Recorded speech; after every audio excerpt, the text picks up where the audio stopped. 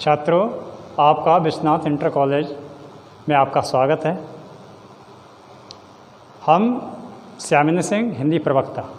आज जो विषय हिंदी में व्याकरण, देखिए जो यहाँ पर देख रहे हैं माहिष्य सूत्राणी, आपको मालूम होना चाहिए कि ये व्याकरण, ये संस्कृत कैसे चली, व्याकरण कहाँ से आया।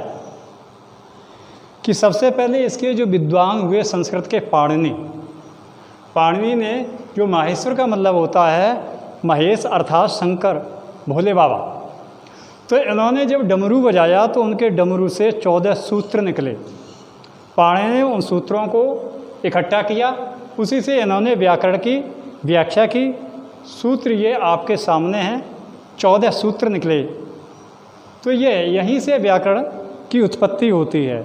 जैसे ये है आ ई उड़ा रेल रेखा ए ओंगा अयोचा हाय आवार अट्टा लड़ा ओमा गाड़ा नामा जब आए गढ़ दस जब गढ़ दस खपा चटत चटत व कपाय शख सारा हल।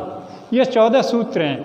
इसी से जैसे आप लोग कोई यदि संधि करना चाहते हैं, संधियाँ हैं, संधियाँ कितने प्रकार की होती हैं।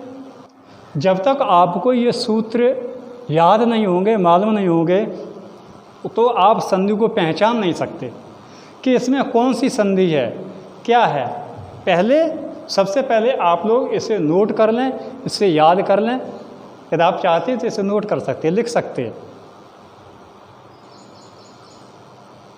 आइए देखिए छात्रों, जो अभी आपने माहेश्वर सूत्र सुने, देखे, लिखे, तो ये जब तक आपको माहेश्वर सूत्र याद नहीं होंगे तब तक आप संधि नहीं कर सकते। अब देखिए संधियाँ कितने प्रकार की होती।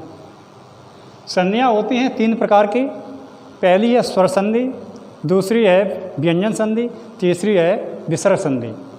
अब जो 3 तरीके के हैं स्वर संधि, और स्वर संधि में इसके 7 भेद हैं, 7 प्रकार की होती हैं संधियाँ स्वर संधि में। ऐसे ही व्यंजन संधि में भी अलग अलग होते हैं, ऐसे ही विसर्ग संधि में। तो पहले आप देखें स्वर संधि। तो स्वर संधि में पहली संधि है दीर्घ संधि, फिर है गुण संधि, फिर है यड़ संधि, फिर वृद्ध संधि, फिर आयाद संधि, फिर पूर्व रूप संधि और फिर पररूप संधि। ये 7 प्रकार की होती हैं। लेकिन देखिए आपके कोर्स में जो स्वर संधि है वो पूरी स्वर संधि है। इसे हम अब एक एक करके आपको समझाएंगे। ये आप अगर नोट करना चाहते हैं तो नोट कर लो, ठीक। और पहले हम दिखाएंगे आपको दीर्घ संधि, समझाएंगे। देखिए बच्चों, जैसे आपने माहेश्वर सूत्र में देखा है, जो 14 सूत्र थे उसमें 2 सूत्र जो हैं आ ई उ ड़ रे का, तो देखिए उसमें है, तो ये आपके दीर्घ संधि में आते हैं। अक, जैसे अक है, अकार सवर्णे दीर्घा। अक का मतलब आप देख रहे हैं, अक कहाँ से, आ से लेकर के का के बीच के जो भी वर्ण हैं, अक्षर हैं, वो इसके बीच में आते हैं। सवर्ण का मतलब होता है समान वर्ण, समान वर्ण माने अच्छा। एक जैसे जब अक्षर आते हैं तो उनका क्या हो जाता है, दोनों आपस में मिलकर के दीर्घ हो जाते हैं।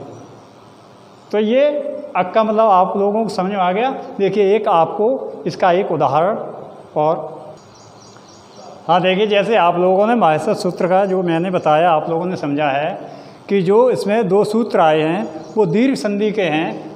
आ ई उड़ा, दूसरा है रेल रेख का। तो इसका जो स्वर्ण बताया था समान वर्ण। लेकिन एक बात आप ध्यान में रखें, जो सूत्र का अंतिम जो वर्ण होता है हलंत वाला, लास्ट वाला, ये इसमें जोड़े नहीं जाते। ये आप लोग बाद में कहेंगे कि आपने नहीं समझाया, बताया, लेकिन ये नहीं जोड़े जाते हैं। अब आपके 5 अक्षर बचे, आ ई उ रेल रे। तो ये जब जैसे अगर कोई भी संधि है तो उसमें सवर्ण मतलब समान, जैसे पहले शब्द के अंतिम वर्ण में और दूसरे शब्द के प्रथम वर्ण में जो मिलते हैं, जो विकार होता है, उनको दोनों को मिलाने से दीर्घ हो जाता है। तो इसका सूत्र होगा अकार सवर्णे दीर्घा। तो जैसे ही दीर्घ संधि आती है, अगर आपके जो समान वर्ण हैं तो आप समझ जाएंगे। एक उदाहरण के लिए देखिए, हाँ देखिए आप लोग समझ लें जैसे मैंने ये बताया था समान वर्ड होना चाहिए। आप ये ना समझें जो भी शब्द है, दो खंड हैं, तो पहले शब्द का जो अंतिम वर्ड हो चाहे छोटा हो और चाहे बड़ा हो, ठीक, चाहे छोटा हो या बड़ा हो, उधर भी छोटा हो या बड़ा हो, तो दोनों को मिलने से दीर्घ हो जाएगा। दीर्घ मतलब बड़ा, बड़ा हो जाता है। ऐसे ही इधर छोटी ही हो या बड़ी ही हो और उधर भी छोटी ही या बड़ी हो, समान हो। ऐसा नहीं इधर ई है तो इधर ए हो या ओ हो, तो नहीं होगा। होगा कब? जब ये समान हो, एक जैसी बड़ हो तो होगा। तो जैसे ई छोटी या बड़ी, छोटी ई या बड़ी मिलकर के बड़ी, जैसे आ, जैसे ऊ, दोनों मिलकर के बड़े होते हैं। ऐसे ही रे है, इधर भी है तो इधर भी है तो बड़ी री हो जाएगी। ऐसे रे है, इधर छोटी बड़ी कैसी भी हो, इधर भी हो, लेकिन हो समान दोनों में, तो ये हो जाते हैं। अब देखिए, जैसे उदाहरण के लिए एक हम उदाहरण आपको प्रस्तुत कर रहे हैं। हाँ, देखिए, जैसे एक उदाहरण मैंने दिया है, जैसे विद्यालय होता है। विद्यालय कैसे बना? विद्या धन आलय। आलय किसे कहते हैं? आलय का मतलब होता है घर, और विद्या का मतलब विद्या। तो ये जो विद्यालय विद्या का घर है, आपको मैंने जो बताया था समान वर्ण होने चाहिए। जो अभी उदाहरण दिया था तो समझाए थे कि आ प्लस आ बराबर बड़ा आ। प्रथम वर्ण के अंतिम, प्रथम शब्द के अंतिम वर्ण में और अंतिम शब्द के प्रथम वर्ण में जो विकार होता है, जैसे यहाँ पर देखिए विद्यालय, विद्या धन आलय।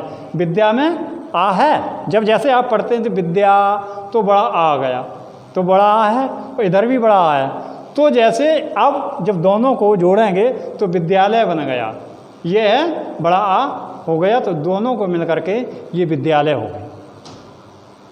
ठीक, हाँ। जैसे एक दूसरा उदाहरण है, जैसे अभी आ वाला बताया था, दूसरा देखिए ई वाला। यहाँ पर क्या है? गिर धन ईस। इसमें छोटी ही है, इधर बड़ी ही है, तो छोटी प्लस बड़ी बराबर बड़ी।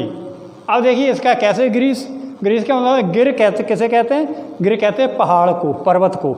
ईश माने ईश्वर भगवान। तो ग्रीस कौन हो गए? जो पहाड़ के भगवान है, पहाड़ पर रहने वाले ग्रीस, अर्थात भोले बाबा शंकर भगवान। गिरधनीश, गिर पर रहने वाले। ठीक। अब दूसरा उदाहरण हो गया ई वाला। ऐसे ऊ का होता है, रिका होता है, लृका होता है। ठीक।